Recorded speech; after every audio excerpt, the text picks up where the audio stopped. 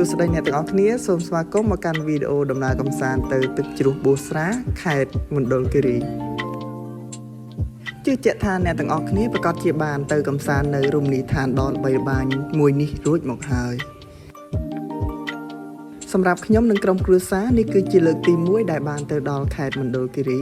ខ្ញុំពិតជាមានភាពរំភើបរីករាយខ្លាំងមែនទែនពេលបានទៅដល់រមណីយដ្ឋានធម្មជាតិដ៏ល្បីល្បាញនៅក្នុងប្រទេសជាតិកម្ពុជាយើងហើយក៏មានមោទនភាពផងដែរព្រោះតំបន់ទេសចរធម្មជាតិរបស់ស្រុកយើងគឺស្រស់ស្អាតខ្លាំងបរិស្ថាននៅទីនេះគឺស្រស់ស្អាតបែបធម្មជាតិសឹងតែ 100% ទៅហើយគឺពុំបាច់មានការកែច្នៃបន្ថែមអ្វីទៀតក៏ស្រស់ស្អាតដែរដូច្នេះយើងជាកូនខ្មែរគឺចូលរួមថែរក្សាទាំងអស់គ្នាដើម្បីឲ្យសម្បត្តិធម្មជាតិនេះនៅបន្តគង់វង្សដល់កូនចៅជំនាន់ក្រោយហើយផ្សព្វផ្សាយឲ្យជនបរទេសបានឃើញឲ្យបានកាន់តែច្រើននិងមានភ្ញៀវទេសចរមកទស្សនាស្រុកយើងកាន់តែច្រើនផងដែរ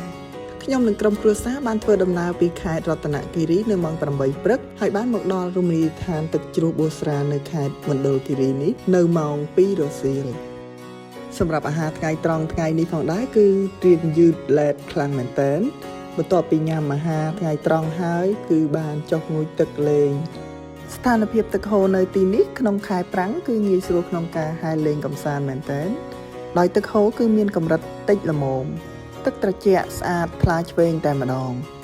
នៅជុំវិញគឺមានដើមឈើធំធំងាយស្រួលក្នុងការអង្គុយសម្រាកលំហែនិងញ៉ាំអាហារនៅទីនេះនៅចំណុចបន្ទាប់ពីនេះគឺខ្ញុំចង់ឲ្យអ្នកទាំងអស់គ្នាស្ដាប់នៅសំឡេងទឹកជ្រោះធ្លាក់វិញម្ដង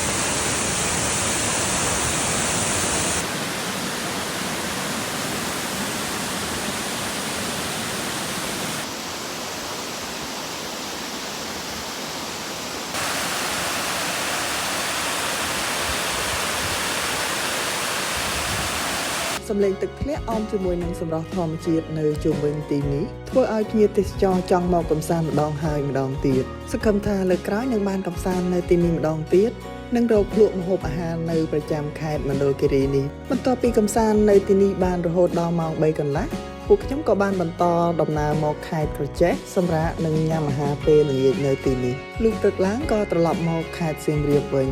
ដូច្នេះវីដេអូសម្រាប់ថ្ងៃនេះគឺមានតែប៉ុណ្្នឹងឯងអរគុណអ្នកទាំងអស់គ្នាដែលតែងតែតាមដានទស្សនាតាំងពីដើមរហូតដល់ចប់ជូនពរសំណាងល្អជម្រាបលាបាយបាយ